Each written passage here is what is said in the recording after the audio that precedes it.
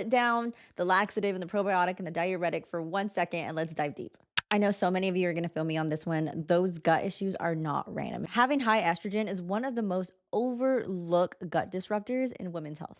Hey, what's up, y'all? I'm Bree, and I help busy women restore their energy, their cycles, and their metabolism based off of what their body and our biology tells us as women, not just band-aid fixes.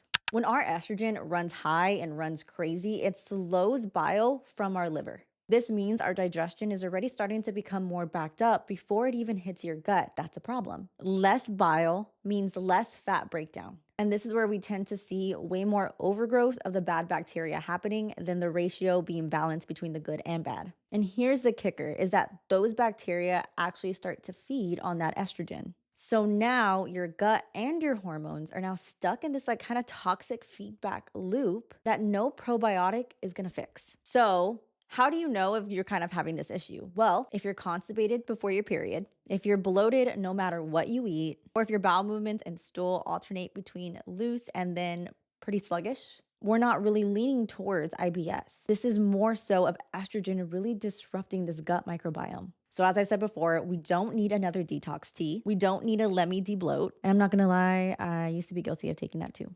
But when you know better, you can do better. We need open bile flow. Protein at breakfast, 1 to 2 liters of water before noon, and magnesium glycinate at night to keep the drainage moving. And I know you've heard me talk about magnesium glycinate before.